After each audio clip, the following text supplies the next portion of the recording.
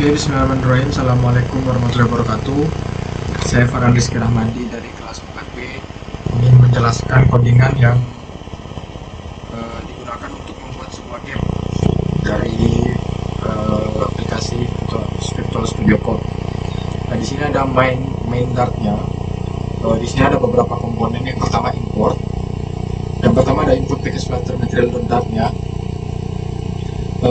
Ini digunakan untuk mengakses widget dasar dari Flutter-nya sendiri.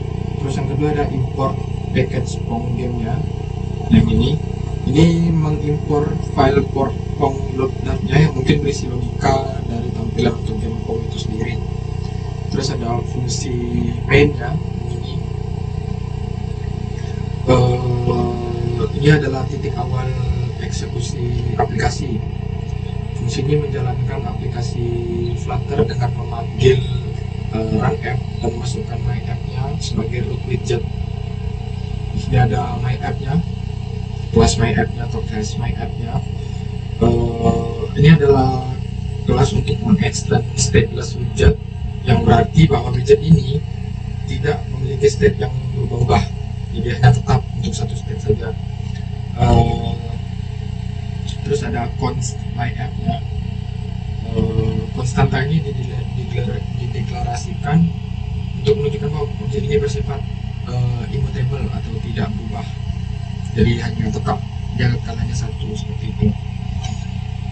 Terus ada metode build-nya pada my app ini. Nah, ini digunakan untuk membangun tampilan UI dari widget my app. Material app-nya yang ini. Widget ini adalah widget root dari aplikasi dan menyediakan tema, routing, dan setelan penting lainnya untuk seluruh aplikasi. Aplikasi ini terdiri dari satu layar home screen yang memiliki app bar dengan judul Simple Pong. Layar utama aplikasi diisi dengan widget Pong yang kemungkinan merupakan implementasi dari permainan Pong klasik. Dan semua komponen UI diatur dengan menggunakan material design yang merupakan gaya desain yang umum digunakan di aplikasi Flutter. Kesimpulannya adalah kode ini adalah aplikasi Flutter sederhana yang menampilkan game Pong di layar utama. My App dan Pong itu adalah dua butir. Salah satunya adalah aplikasi dan widget. My App adalah aplikasi dengan menggunakan material app untuk mengatur tema dan mengatur layar utama. Dan Pong adalah widget yang ditampilkan sebagai isi dari halaman utama aplikasi dan mungkin berisi logika dan template untuk permainan Pong itu sendiri. Nah, setelah itu ada bet.dart-nya ini. Di sini ada beberapa komponen yang akan saya jelaskan. Yang pertama adalah import. Ini untuk mengimpor pustaka Flutter yang menyediakan widget dasar dan fungsi yang diperlukan untuk membangun UI di aplikasi Flutter itu sendiri. Terus ada kelas bet-nya ini, dan stateless widget-nya ini adalah kelas yang mengextend stateless widget-nya, yang berarti widget ini tidak memiliki state yang dapat berubah. Kelas ini digunakan untuk membuat tampilan statis dari bet atau pemukul dalam game Pong. Terus ada property bet-nya.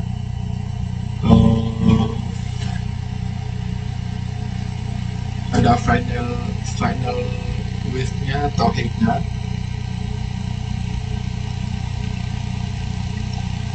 Terus ada widget build-nya, build content.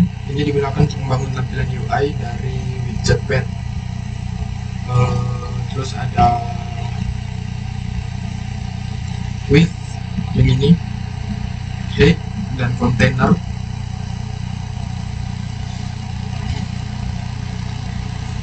Jadi bet adalah widget yang dirancang untuk menampilkan sebuah persegi panjang dengan ukuran yang ditentukan oleh pengguna saat membuat objeknya.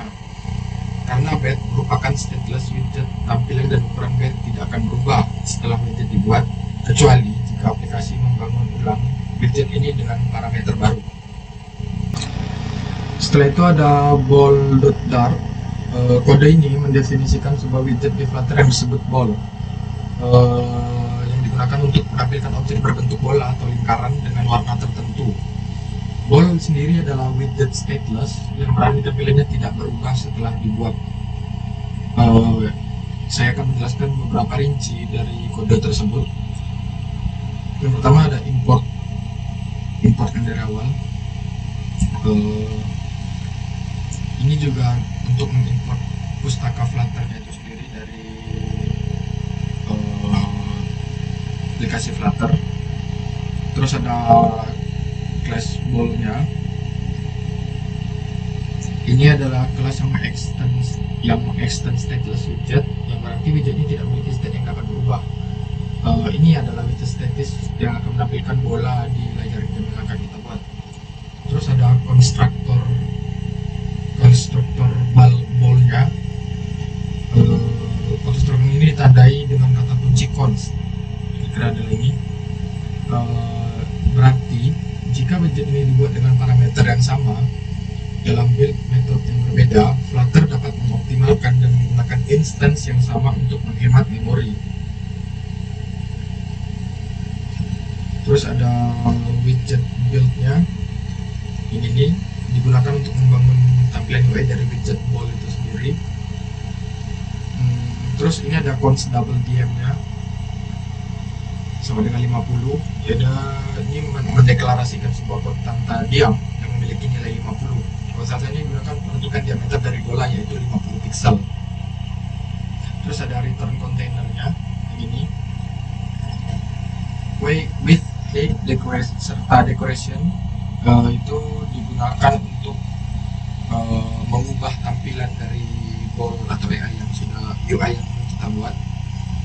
Jadi kesimpulannya adalah ball adalah widget yang menampilkan sebuah bola atau lingkaran dengan diameter 50 pixel dan warna kuning.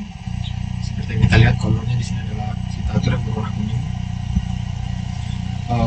Bola ini akan tampil statis dan tidak berubah selama aplikasi berjalan karena ball adalah stateless widget. Seperti yang sudah saya jelaskan, stateless widget itu sendiri kelas yang mengextend stateless widgetnya, yang berarti widget ini tidak memiliki state yang dapat berubah.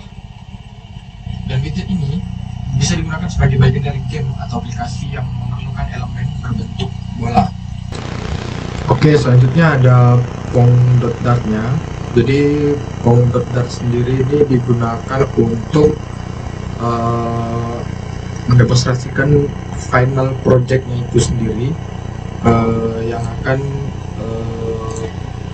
digunakan untuk menjadikan pong.dart-nya ini. Yang pertama ada 6 direction-nya, ada up, down, left, right. Itu untuk mendefinisikan 4 arah yang mungkin digunakan untuk menggerakkan bola. Jadi bolanya akan bergerak ke atas, ke bawah, ke samping, ke kanan dan ke kiri. Terus ada class pong-nya. Nah, ini adalah widget stateful yang memiliki permainan. Widget ini memiliki state internal yang bisa berubah selama permainan berlangsung. Jadi berbeda dengan widget sebelumnya itu bersifat immutable atau tidak bisa berubah. Terus ada class underscore pong state-nya. Nah, ini untuk menyediakan sinkronisasi animasi dengan ticker. Jadi kira-kira seperti ini. Properti utamanya ada double width, height, ada post X, post Y, ada bed width, bed height, bed position. Nah, variabel ini untuk menyimpan dimensi layar, posisi bola, dan ukuran serta posisi bed. Terus ada direction V-dir-nya dan H-dir itu untuk menyimpan arah vertikal dan horizontal dari bola. Indikator V dan H ini adalah vertikal dan horizontal. Terus ada double increment, ada double rank X dan rank Y. Itu untuk mengatur kecepatan pergerakan bola itu sendiri. Terus ada integer skornya, itu untuk menyimpan skor pemain yang akan memainkan game ini. Terus ada init state-nya. Nah, ini adalah inisialisasi state awal ketika widget pertama kali dibuat. Jadi ada controller,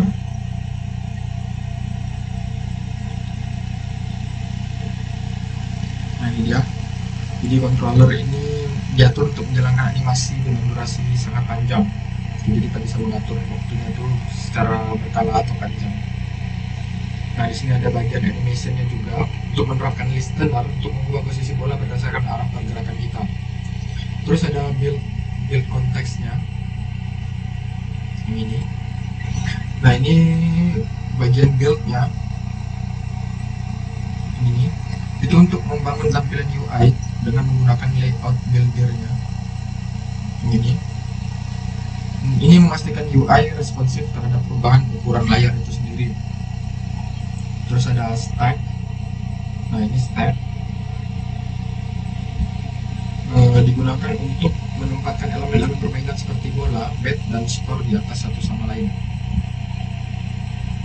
Terus ada check borders ini untuk memeriksa apakah bola menyentuh batas layar atau bat. Jika bola menyentuh sisi kiri atau kanan layar, kita arah horizontalnya dirubah. Jika bola menyentuh bagian bawah layar atau tempat batnya, itu memeriksa apakah bola berada di atas bat atau tidak. Jika tidak, permainannya akan selesai. Terus ada void move batnya, ada drag update details, dan build konteksnya. Nah, move batnya ini itu menggerakkan bat berdasarkan input sentuhan horizontal dari pengguna dan mencegah bat keluar dari batas layar dengan memeriksa posisi bat. Terus ada random number ini itu menghasilkan angka acak antara 0,5 dan 1,5 untuk sedikit mengacak arah bola setiap kali bola memantul.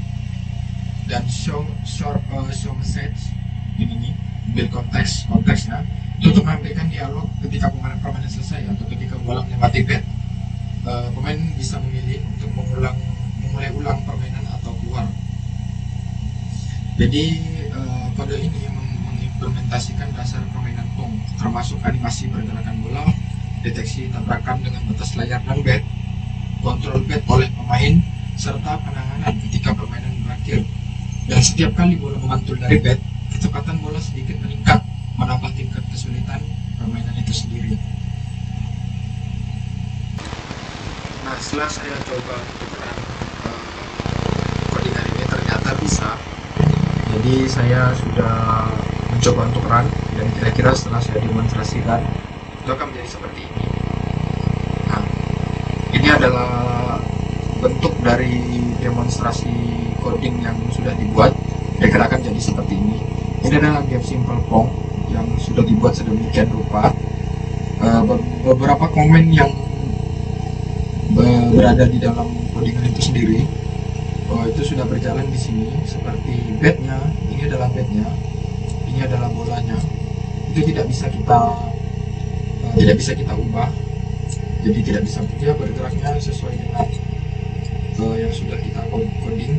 Dan ini bisa bergerak atau bisa diubah state-nya.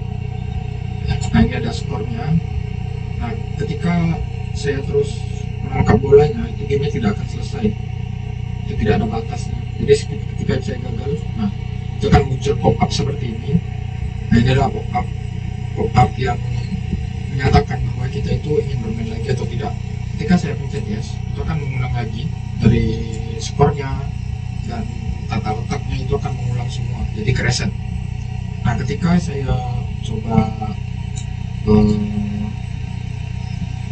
game over lagi, ketika saya pencet long, nah maka dia itu tidak berjalan, jadi dia akan berhenti. Mungkin kita harus run ulang supaya gamenya itu akan jalan lagi dan kita akan harus pencet yes. Kira-kira seperti itu. Sekian dari saya, terima kasih. Assalamualaikum warahmatullahi wabarakatuh.